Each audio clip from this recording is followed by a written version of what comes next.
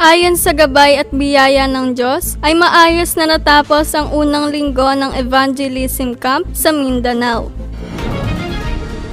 Ang mensaheng ipinahayag mula sa ating pulpit noong nakaraang linggo ay the evangelism disciples of the 7 points who will go to the absolute baptism mula sa Isaiah chapter 6 verse 1 hanggang 13. Magandang araw! Narito ang OLMC News. Hawak ang salita ng Diyos at panalangin sa loob ng 2 araw na biyahe sa barko patungong Mindanao ay maayos na natapos ang unang linggo ng Evangelism Camp sa Mindanao. Matapos ang biyahe, unang nagtungo at nagkaroon ng pagsamba at Evangelism School ang camp team sa Matalam sa Jesus the Cornerstone Christian Center na simbahan ni Pastor Fe. Ang pagsamba ay hinati para sa mga remnants at matatanda.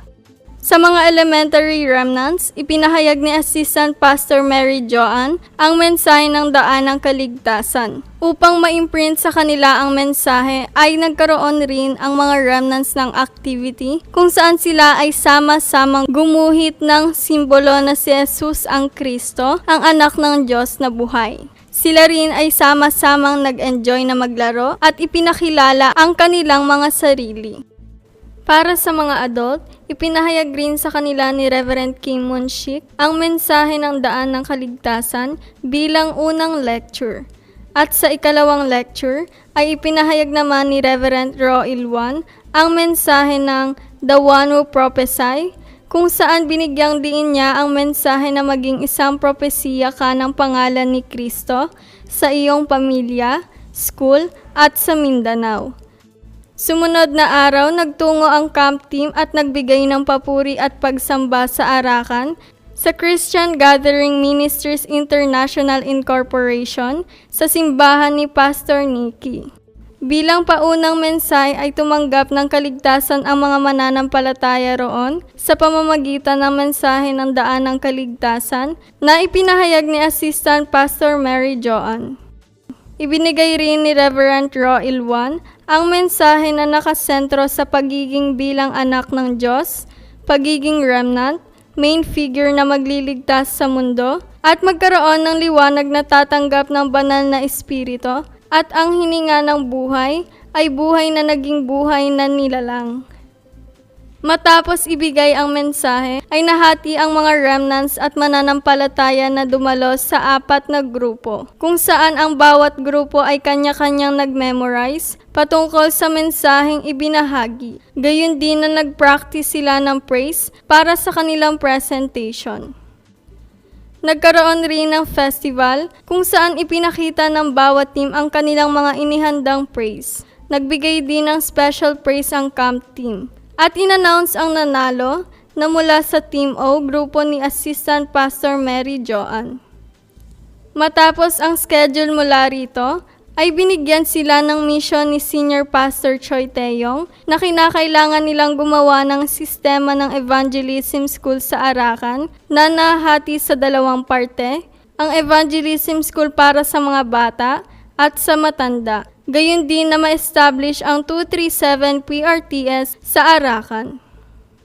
Kinabukasan ay worship at evangelism school sa Kibudok sa Anchor Bay Evangelistic Association Church sa simbahan ni Pastor Leah, kung saan ipinahayag ni Reverend Kim Munshik ang unang lecture at mensahe ng You Go Disciple mula sa Matthew chapter 28 verse 16 hanggang 20.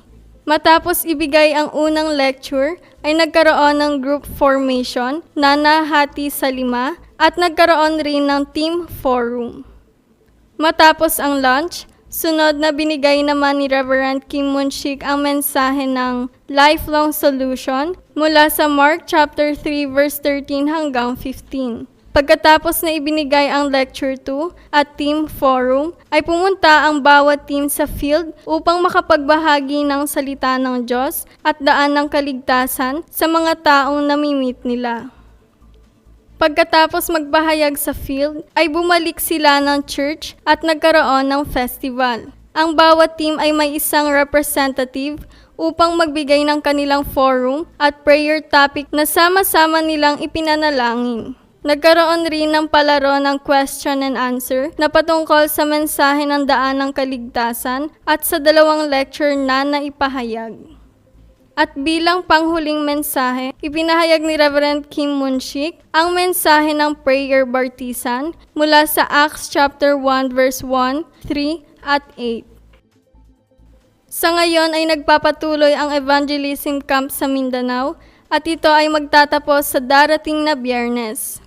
Nawa, sa pamamagitan ng pulpit message, ay patuloy nating ipanalangin ang evangelism camp sa Mindanao, ang mga camp team, at lalong-lalo na ang field ng Mindanao upang mahanap ang mga 7-point disciple na inihanda ng Diyos upang maitayo ang bartisan ng Diyos na magliliwanag, na magwawasak ng kadiliman at kultura na ibinibigay ni Satanas.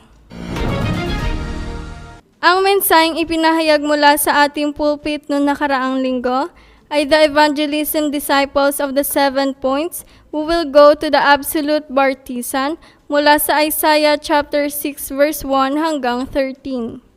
Ipinahayag sa mensahe na tayo ay tinawag ng Diyos bilang mga evangelism disciple ng 7 points, ang pagiging remnant, pilgrim, conqueror, na ipapadala, magiging watchman, scout, at mag-raise ng banner. At bilang evangelism disciple, kinakailangan nating matamasa ang pagpapala ng 7 points upang magligtas. Announcement. Mamalasas ng hapon ay ikalawang devotion worship ng Mindanao Evangelism Camp.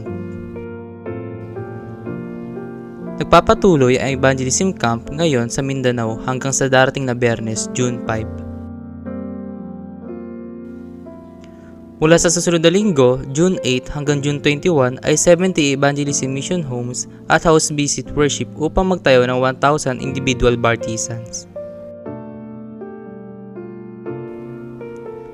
Sa June 8, Lunes, mula alas 9 hanggang alas 4 ng hapon ay special lecture video class ng 237 PRTS Rodriguez.